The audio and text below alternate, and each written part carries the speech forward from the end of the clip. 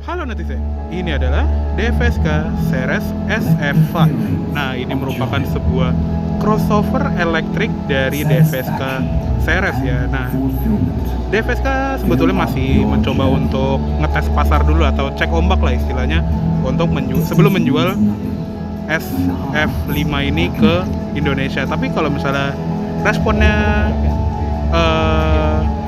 positif, bukan tidak mungkin untuk DFSK menjual SF5 ini dalam waktu dekat ya. Tapi yang paling penting dari mobil ini adalah desainnya, karena desain dari SF5 itu benar-benar cakep ya, nggak kelihatan seperti mobil asal Tiongkok. Dan by the way, untuk desainer dari SF5 ini merupakan ex-designer dari Porsche. Jadi dari tampilannya tuh benar-benar ganteng, dan kebetulan yang versi range extender ini adalah yang dipajang di IMS 2022 ini ya. Jadinya untuk yang versi range extender dia tuh ada lubang seperti ini ya, lubang-lubang yang ada di bagian grill atasnya. Kalau yang versi full EV dia tuh bener-bener polos. Dan yang gue suka lagi adalah lampunya. Jadi lampunya tuh cakep banget, dia ada LED bar yang memanjang seperti itu. Dan kalau kita unlock dan tuas lampu sein atau lampu utamanya itu lagi di posisi auto, dia bisa light show. Jadi kuncinya seperti ini, dan kuncinya juga seperti kunci Porsche ya, dia ada tombol lock, unlock, dan buat buka bagasi. Kalau kita unlock, nah itu kayak ada light show-nya dulu seperti mobil-mobil Tesla gitu ya. Ini cakep banget. Oke, lanjut ke bagian mukanya lagi. Di bagian sini tuh ada kamera untuk kamera 360 derajatnya, dan di bagian bawah juga ada radar untuk adaptive cruise control. Lanjut ke samping. Di bagian fender itu ada set markernya, karena dia juga dijual di Amerika ya, dan Amerika juga mewajibkan mobil memiliki marker di bagian samping. Untuk di bagian depan dia orange, dan di bagian belakang itu dia merah. Dan untuk velgnya ini juga besar sekali, dia 20 inci dengan ban berukuran 225 45 R20. Dan ini juga bukan yang paling besar, karena di luar itu ada yang versi 21 inci. Di bagian samping untuk spionnya juga ini modelnya bagus, ada lampu sein, ada kamera sampingnya, window line dia satin chrome gini, dan handle-nya itu dia model yang flush gini ya. Jadi benar-benar rata, dan kita juga bisa memfungsikan handle ini kayak semacam keyless entry gitu lah. Jadi dia bisa mendeteksi kalau kita jalan mendekat ke mobil sambil ngantongin kunci, handle-nya itu akan langsung otomatis keluar. Dan untuk pilar B dan pilar C nya juga dia di hitam gloss. Untuk kaca dia sudah menggunakan privacy glass. Di sebelah kiri sini ada charging portnya, dan untuk chargingnya sendiri itu bisa dicolokin di sini. Dan ini masih standar negara Tiongkok ya, yaitu charger GPT. Kalau yang versi Indonesia nanti akan menggunakan versi CCS yang lebih kompatibel dengan mobil-mobil listrik lainnya gitu ya. Lanjut ke belakang. Tampilan ini juga cakep banget, apalagi dengan LED barnya yang memanjang seperti ini, yang wah itu cakep banget. Dan kalau kita nyalain lampu senja, logo Ceres yang ada di belakang sini tuh akan menyala dengan LED warna putih ya. Dan untuk unit ini juga unit masih percontohan, karena di sini masih ada emblem berbahasa Tiongkok seperti ini ya, dengan emblem SF5. Di belakang ada sensor parkir 4 titik, dan di pojokan bumper ada reflektor serta rear fog lamp. Untuk di bagian kaca dia ada wiper di fogger belakang, di atas ada spoiler dengan high mount stop lamp, dan untuk buka bagasinya itu ada di bagian sini. Dan dia juga sudah dilengkapi oleh kick sensor. Untuk bagasi ini lumayan lega, dan dia juga audionya sudah di tune oleh Huawei. Jadi ada 2 buah subwoofer di belakang sini. Ada tas juga untuk chargingnya atau charger portable-nya di belakang sini. Di bawah nggak ada storage karena dia dibaut gini, mungkin di bawahnya ada baterai ya. Dan lampu bagasi sudah LED, sama di sebelah kanan sini ada power outlet 12 volt. Udah lengkap dengan parcel shelf juga, dan ada lampu darurat di pintu bagasi. Oke, yuk kita tutup aja pintu bagasinya. Oke, sekarang kita lihat ke ruang mesinnya dari DFSK Seres SF5 ini. Iya, dia masih menggunakan mesin ya, karena dia bukan full EV nih yang dibawa ke IMS 2022 ini, melainkan ini adalah yang versi range extender. Jadi dia punya baterai dan mesin 1500 cc 4 silinder turbo yang kurang lebih sama seperti di Glory 560 atau 580, tapi dia tuh nggak nyambung ke ban. Dia cuma bekerja sebagai generator untuk mengecas baterainya, dan kapasitas baterainya itu sendiri 35 kWh, dan untuk tenaga totalnya itu bisa mencapai 550 HP dan torsi 820 Nm. Itu besar sekali untuk sebuah mobil listrik ya. Untuk range, kalau misalnya lagi full EV itu cuma 150 km, tapi kalau misalnya kita menggunakan range extender ini bisa 1000 km lebih, jadi sangat jauh ya. Untuk ruang mesin ini juga rapi banget ya, dan harusnya ini ada covernya lagi untuk menutupi ruang mesinnya ini, jadi bentuk mesinnya tuh nggak akan kelihatan gitu ya. Dan ada beberapa akses port kayak buat tutup washer ini, tabung air washer ya maksudnya. Oke, ya langsung kita tutup aja dan kita cek ke interior dulu. Nah, karena ini unit contoh yang masih diimpor dari Cina ya, dia masih setir kiri ya. Untuk dashboard ini juga modern sekali, dan kalau kita buka pintu sambil ngantongin kunci, dia ada animasi layar seperti itu ya. Dan dia juga nggak ada engine start button ya, jadi kalau kita ngantongin kunci dan buka pintu, dia akan langsung nyala seperti ini, seperti Tesla gitu ya. Ini interior tuh bener-bener futuristik ya. Joknya juga dia modelnya tuh bucket seat seperti ini dengan motif kulit yang bagus. Untuk pengaturannya lengkap ya, bisa maju mundur, recline, ada lumbar support 4 arah juga, dan dia juga dilengkapi oleh easy entry and exit ya. Jadi kalau misalnya kita buka pintu, dia akan mundur supaya akses keluar kita akan lebih mudah. Oke, sekarang kita sudah berada di interiornya DFSK Seres SF5. Nah, untuk di bagian setirnya ini juga modelnya unik sekali, karena dia modelnya tuh flat bottom dan two spoke ya. Pengaturan juga lengkap, bisa tilt dan teleskopik. Untuk setirnya juga sudah dilapis kulit dan ada aksen perforated di bagian kiri dan kanannya. Untuk di sebelah kiri ada tombol pengaturan dari MID sama tombol untuk kamera 360 derajatnya, dan di sebelah kanan ada tombol mode, mute, volume dari media, dan ada ganti track juga, auto telepon dan voice command. Di belakang setir ada tuas lampu, di sini sudah one touch ripple signal pastinya, terus ada switch fog lamp belakang, switch lampu yang sudah otomatis, dan ada switch untuk cruise control. Di sebelah kanan ada switch wiper sudah otomatis juga, dan ada pengaturan wiper belakang. Instrument cluster juga di sini tuh full digital, full LCD juga, yang ini tuh lengkap banget ya. Di sebelah kiri tuh ada persentase dari baterai, ada sisa jarak tempuhnya juga untuk kalau menggunakan baterai doang ya. Terus ada kapasitas tangki BBM-nya. Di bagian bawah juga ada trip A, odometer, berapa power yang dihasilkan, ada energy flow. Di bagian atas ada jam digital, gear indicator, speedometer digital, dan ada temperatur udara luar. Dan ini ada layar peringatan ya, maklumlah mobil display. Ada trip A, trip B, current trip, TPMS, audio yang lagi diputar, sambungan telepon, navigasi, setting. Di sini tuh ada setting untuk heads up display yang bisa kalian lihat di situ ya. Di sini bisa menampilkan speedometer dan arah mana yang lagi kita tuju. Instrument setting juga ada, pencahayaannya, service cycle, ada warning juga, warning info. Ini banyak ya, mohon maklum karena mobil display gitu ya. Ada meter info dan balik ke MID. Jadi lengkap sekali yang bisa ditampilkan di instrument cluster ini. Lanjut ke sebelah kiri sini ada ventilasi AC, yang ini tuh bentuknya unik karena dia nggak ada adjusternya, yang nanti akan gue tunjukin di bagian tengah. Untuk di bagian door trim dia kulit di bagian atas dan di bagian tengah sama di bagian armrest. Untuk di panel sini tuh ada panel kayu yang ini kesannya tuh kayak open pore wood gitu, jadi nggak dipernis, dan handle pintunya juga warna silver seperti ini. Untuk Switch power window ini mirip seperti di model Mercedes-Benz gitu ya, dia sudah all auto juga, baik buka ataupun tutup, dan dia juga sudah dilengkapi oleh anti pinch.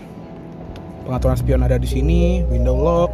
Di bagian bawah ada door pocket dan cup holder yang ini dilapisin bahan bludru dan karpet, serta di bagian dalamnya juga ada ambient light ya. Ada lampu di bagian bawah pintu, dan ini tadi audionya dia menggunakan audio dari Huawei Sound. Untuk pedal dia organ pedal untuk pedal gas. Sama di sebelah kiri juga ada footrest untuk naruh kaki kiri ya. Lanjut ke bagian atas, dia ada spion tengah, dia auto dimming dan modelnya tuh frameless seperti ini. Di bagian samping sini juga ada input SD card untuk dashcam ya, karena dia memiliki built-in dashcam. Di bagian sini juga ada tempat kacamata, lampu baca, LED, tombol hazard juga unik di atas sini, dan ada tombol untuk membuka sunroof seperti ini. Dia juga panoramic sunroof ya, dia besar sekali sampai ke baris kedua sana. Untuk tirainya juga dia bisa dibuka dan ditutup secara elektrik, dan dia juga nggak begitu rapat ya, dia tuh agak-agak tembus pandang sedikit seperti itu.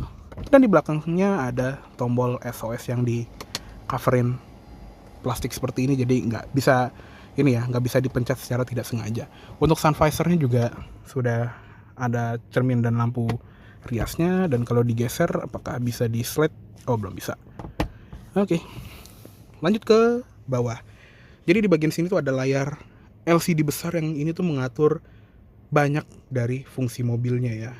Pertama ada gambar mobilnya seperti ini, yang di bagian atas itu juga ada pilihan mode berkendara ya, ada banyak, ada eco, normal, sport, dan ada mode speed. Dan kalau di mode speed dia akan menyalakan mesin bakarnya secara terus menerus untuk mengecas si baterai mobil ini.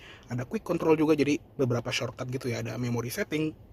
Terus di bagian bawah juga ada shortcut ke Bluetooth, night mode, ada standby screen, auto brake hold, radar aktivasi atau enggak, hill descent control, lane assist, child lock, dan ada heads up display, serta ada brightness untuk si layarnya. Oke, di bagian sini ada tombol untuk membuka bagasi yang sudah elektrik juga, bisa ditutup lagi. Ada tombol untuk membuka tangki BBM-nya juga. Terus ada VSP juga, jadi semacam suara buatan gitu untuk kebanyakan mobil listrik kan dia harus memiliki speaker ya, supaya orang tuh bisa tahu kalau ada mobil listrik yang sedang berjalan di dekat mereka. Di bagian bawah ada widgets untuk ya seperti ini, media. Terus ada weather, ada Bluetooth phone, ada rescue service juga. Dan di bagian bawah juga ada beberapa apps seperti radio, media, call, news, weather, ada drive recorder, ada around view monitor, jadi ada kamera 360 derajatnya, bisa ada top down view, tampilan belakang, kiri kanan, dan ada 3D view juga seperti ini, bisa diatur juga. Dan ada drive recorder atau dashcam ya, bisa di record, bisa disimpan juga, mic-nya on atau enggak. Ada navigasi yang ini masih peta luar ya, belum peta Indonesia. Ada sambungan media, USB, Bluetooth, dan Kuwo, ini mungkin aplikasi musik dari Tiongkok juga ya. Dan balik ke home. Di bagian bawahnya juga ada panel untuk pengaturan AC-nya. Jadi AC-nya tuh ada di bagian layar. Dia dual zone automatic climate control, yang uniknya adalah dia seperti model-model Porsche kayak Panamera atau Taycan gitu ya, yaitu pengaturan ventilasi AC-nya tuh di layar. Dan pas kita mainin itu kelihatan, jadi ventilasi AC-nya tuh berubah sudut gitu ya. Tuh dia agak geser sedikit gitu. Ini unik sekali. Dan ini tuh juga ada mode heaternya juga, arah AC ke muka, ke kaki, dan ke kaca depan. Dan dia juga ada ventilated and heated seat, masing-masing 3 level seperti ini. Untuk heaternya juga bisa diaktifkan. Dan ada massaging seat, jadi ada kursi pijat untuk kedua jok depan. Ada yang mode wave, jump, upward, lumbar, downward. Dan ada 3 level kecepatan gitu ya, low, medium, high. Ada pengaturan AC-nya lagi di bagian bawah. Untuk paling panasnya itu dia di berapa nih, 33 derajat Celcius atau 32,5 ya. Ya pokoknya bisa jauh sekali jarak main suhunya. Terus ada defogger depan, defogger belakang, ada buat fan speednya juga. Lanjut ke mode setup, ini juga banyak banget ya. Ada tombol untuk membuka jendela dan pintu gitu ya. Jadi seperti ini contohnya, kita bisa membuka tutup spion dari sini. Walaupun di pintu ada tombolnya sendiri, ada tombol sunroof, terus ada central locking, tombol pembuka tangki BBM dan tombol pembuka charging port. Terus ada ventilate, ini untuk buka mode fan gini di bagian sunroofnya atau buka sunshade dan buka sunroofnya juga. Dan yang unik adalah mode Windows, jadi kita bisa buka power window dari sini, bisa langsung auto buka atau auto tutup, atau kita buka sedikit-sedikit kayak kita mainin switch di sini gitu. Unik sekali. Dan ada satu tombol yang langsung mode buka semua, jadi bisa langsung buka semua atau tutup semua secara sekaligus. Unik sekali. Di bagian drive ada settingan buat mobil gitu ya, ada vehicle setting, remember current mode, ada wet road mode juga karena torsinya kan gede banget, jadi dia kayak ngelimit torsi dari motor listriknya. Mode pengendara tadi ada 4, eco, normal, sport, dan speed. Ada energy recovery mode, kurang lebih kayak regenerative braking ya. Mode steering juga ada 3, normal, standard, atau sport. Pedal brake mode, normal atau sport, dan ada tow mode juga, sama ada creep mode yang dia tuh kayak mobil matic gitu ya. Jadi kalau kita lepas pedal rem dan nggak nginjek pedal gas, dia agak ngeluncur pelan. Kita bisa aktifkan mode creep ini atau enggak gitu ya. Di bagian charge ada berapa banyak baterai yang tersisa, max charging quantity, threshold of starting generator, dan setting ADAS-nya juga lengkap sekali. Ada blind spot detection, lane change assist, door open warning, front collision warning. Terus ada cruise control-nya mau ACC biasa atau adaptive cruise control biasa, atau ada traffic jam assist atau integrated cruise ya. Ada high beam assist, speed limit assist, lane change assist juga, sensitivitasnya bisa diatur, ada auto hold, EPB release, stability control off, dan ada hill descent control. Di bagian vehicle ada buat on off HUD, wireless charger, front radar, ada headlamp level otomatisnya tuh mau low, medium, mid, atau high. Ada lampu di ruang kaki juga seperti itu. Terus ada ambient light yang ini tuh banyak ya warnanya seperti ini. Kita ganti warna biru aja kali ya biar lebih kelihatan. Tuh di bagian door trim langsung berubah. Di bagian bawah juga ada close to unlock, lift to lock, child lock-nya juga dari layar sini. Rear view mirror, auto flip atau auto fold dan unfold.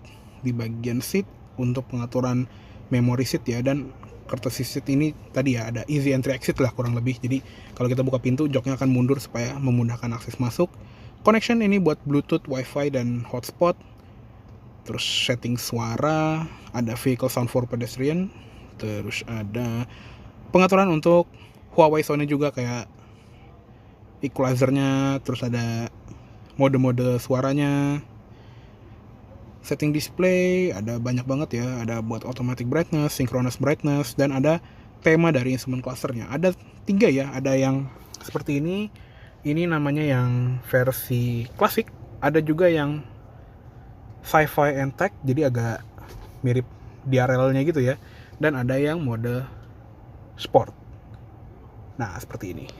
Di bagian bawah lagi ada tema buat layar tengahnya, menu position mau di atas atau di bawah, setting general, bahasa, automatic setup buat tanggal dan kalender, mileage unit, terus ada traffic info, ini kayak MID-nya gitu, serta ada tampilan untuk tekanan ban. Ya jadi lengkap banget untuk fitur dari layar tengahnya ini ya, karena emang mobilnya kan minim tombol ya di bagian dashboard dan di mana-mana. Jadi semua fitur yang ada di mobil itu tuh dipadetin di bagian layar ini. Dan gue juga belum selesai sebetulnya, karena di bagian atas ini tuh ada voice command-nya yang bentuknya tuh unik banget ya, kayak panda gitu. Dan ya ini masih bahasa Tiongkok gini ya, jadi gue belum ngerti fungsinya untuk apa, tapi banyak lah yang bisa diatur. Lanjut ke bagian bawahnya. Di bagian bawah layar ini ada semacam tempat penyimpanan terbuka gini, ada lighter rokok atau power outlet 12 volt, terus ada USB port di bagian situ, ada asbak. Terus di bagian storage-nya ini juga bisa ditutup ya. Untuk switch mode berkendara seperti ini, ada mode drive, neutral, reverse, dan untuk P tinggal pencet tombol P di atasnya. Di bagian center console ada wireless charger, dan ada tempat penyimpanan lagi yang besar, dilapis peluru, dan di bagian bawah sini tuh ada tempat penyimpanan lagi ya dengan ambient light. Ya, kurang lebih seperti itu aja untuk di bagian kabin depan dari DFSK Ceres SF5 ini. Yuk sekarang kita pindah ke kabin belakang. Oke, sekarang kita bahas ke kabin belakangnya dari DFSK Ceres SF5 ini. Oke, nah untuk di bagian kabin belakang ini juga sebetulnya lumayan lega. Ini adalah posisi berkendara gue, tinggi gue 170 cm dan masih ada ruang yang lumayan lah, nggak begitu besar tapi masih ada 3 jari, masih sangat oke. Di belakang jok depan juga ada seat back pocket yang airplane style gini ya, di kiri dan di kanan. Serta di bagian belakang center console ada satu buah ventilasi AC yang ini harus sharing sih ya, nggak bisa di split buat ketiga penumpang di bagian sini. Dan ada port charger yang banyak banget, model USB, model 12 volt biasa, atau model rumahan seperti itu 220 volt dan bisa 50 watt ya. Di bagian tengah sini juga lantainya tuh gundukannya tuh dikit banget, hampir bisa dibilang rata lah ya, karena kan dia nggak ada kopel gitu ya, tapi masih ada knalpot. Di bagian atas juga tadi ada panoramic sunroofnya ini yang besar sekali. Di bagian plafon ada grab handle dengan gantungan, dan ada lampu baca yang ini nyalanya tuh soft banget, serta dia modelnya tuh frosted, jadi kelihatan lebih mewah. Dan ini juga ada di sebelah kanan ya. Untuk plafon juga dia warnanya hitam. Oh ya, hampir lupa, untuk jok depan seatbeltnya sudah bisa naik turun. Di bagian jok belakang ini sama seperti jok depannya, dia full kulit dengan head restraint yang adjustable tuh cuma di tengah aja ya. Di kiri kanannya tuh dia masih fix model bucket seat, dan di bagian tengah sini ada armrest dengan tinggi yang pas. Di depannya ada 2 buah cup holder, sama ada tempat penyimpanan seperti ini yang bisa dibuka dari kiri atau kanan ya. Ada tombolnya. Untuk input ISOFIX juga unik karena dia tuh dikasih slating gini, jadi kalau lagi nggak dipakai tuh bisa lebih rapi gitu ya kelihatannya. Aksennya juga perforated. Untuk seatbelt dia ada 3 ya, semuanya juga 3 point, jadi nggak ada yang 2 point. Di bagian door trim dia kulit di bagian atas, di bagian bawah ada ambient light, ada panel kayu juga seperti pintu depan, handle pintu, terus ada speaker dan ada tweeternya juga. Dan untuk speakernya dia menggunakan Huawei Sound sama seperti di pintu depan ya. Door pocket ini dilapis peluru dan ada ambient light di bagian dalamnya, sama ada lampu di bagian bawah pintu juga. Untuk seal plate juga ada tulisannya nih, Ceres di pintu depan dan pintu belakang. Oke, cukup segitu aja untuk di bagian kabin dari DFSK Ceres SF5 ini. Yuk sekarang kita keluar aja. Oke, kayaknya cukup segitu dulu untuk review dari DFSK Ceres SF5 tahun 2022 ini. Mohon maaf apabila ada salah kata-kata atau dalam penyampaian review. Terima kasih baik telah menonton. Sampai jumpa di video selanjutnya.